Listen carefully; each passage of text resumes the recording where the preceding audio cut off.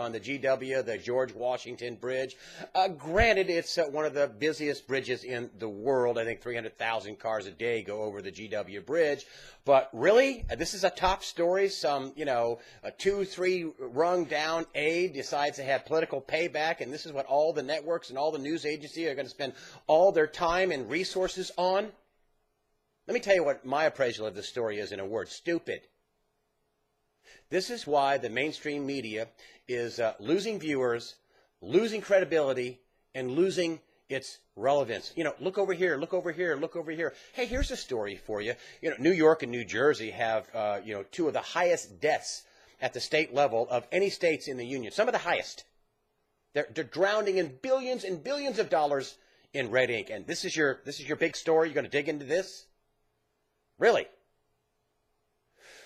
I mean, if the mainstream media could only dig and spend these kind of resources into, the drone murder program, or NSA spying on all Americans, or, how they're using the IRS as a political weapon, or how about the bloody civil war in Syria, or how Saudi Arabia is, saying that the Obama administration stabbed him in the back, or, there's a possible war between China and Japan over the Senkaku Islands. The list goes on. But the Chris Christie thing, that's a big deal.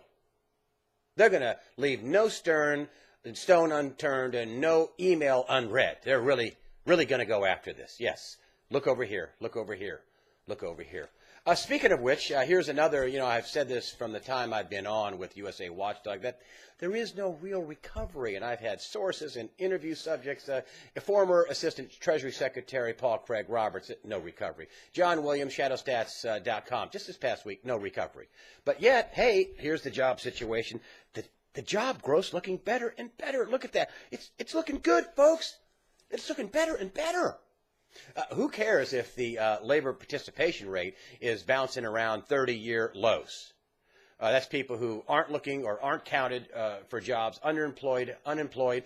The real unemployment rate wouldn't be around 7% if you did it the way it was in 1994 and earlier, according to John Williams at Shadow Stats. It'd be, north of 22, 23%, somewhere in that neighborhood. The real unemployment, underemployed, unemployed rate.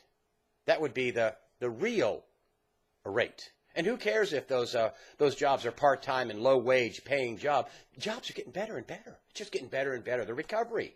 It's the recovery. It's out there. Of course, here's another story that probably should have been included in this story. I like this story.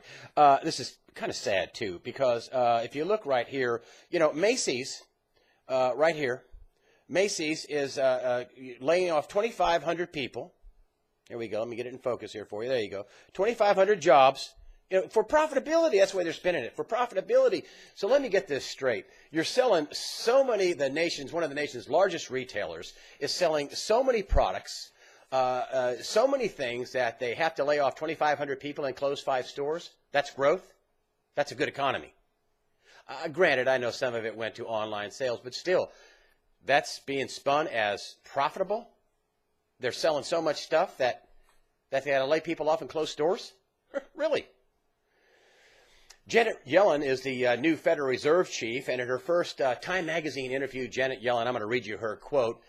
She said, a lot of people say this asset buying, this is the $75 billion a month the Fed is buying starting this month. It was $75 billion a month the Fed is buying to prop up the banks and the economy, $35 billion a month just to the big banks. Of course, nobody will ever ask which banks are getting this money. But anyway, a lot of people say this asset buying is just helping rich people, but it's not true. Our policy is aimed at holding down long-term interest rates, I'm reading her quote, which supports the recovery. It's back to that recovery.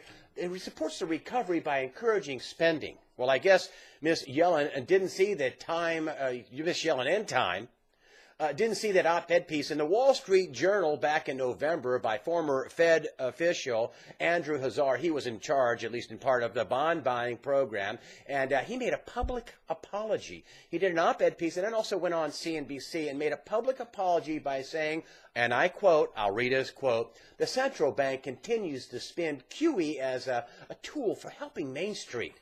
But I've come to recognize the program for what it really is, the greatest backdoor Wall Street bailout of all time." Yeah, right, the Fed. is helping the little guy.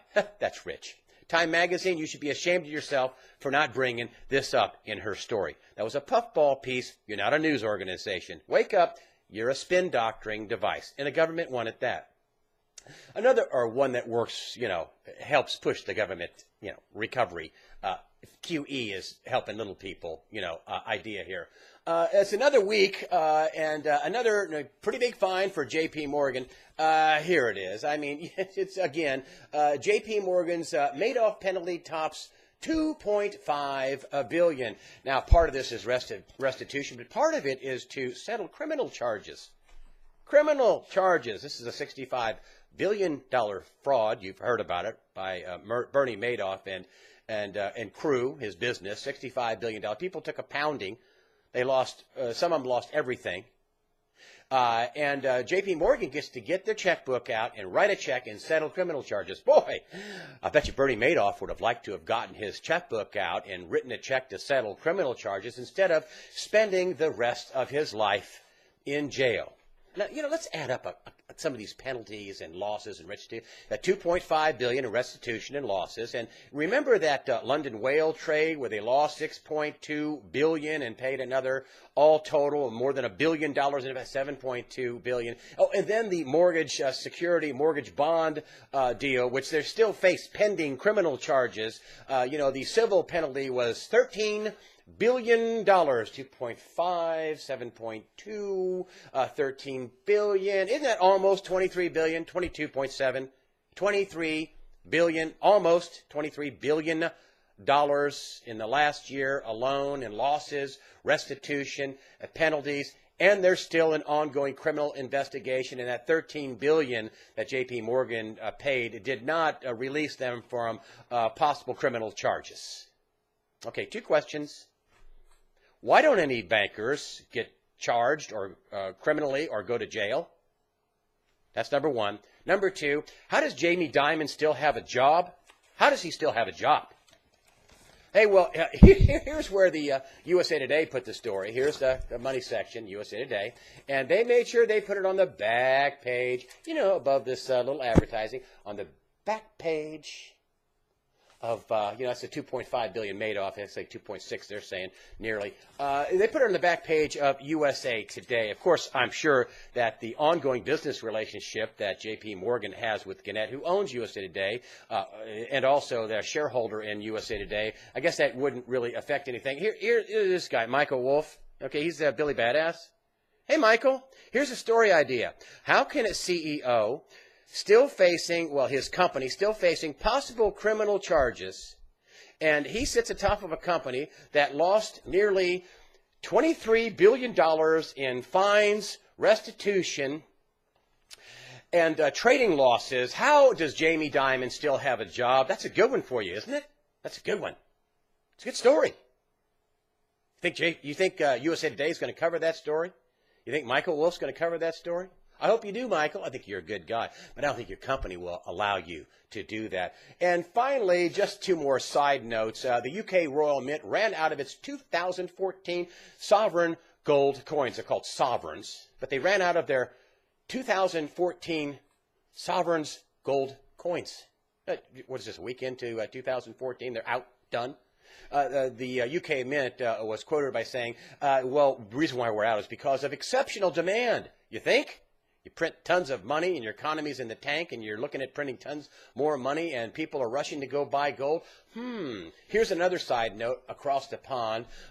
This was a record year for gun buying in the United States of America. More than 21 million background checks were performed. You can buy more than one gun with these background checks.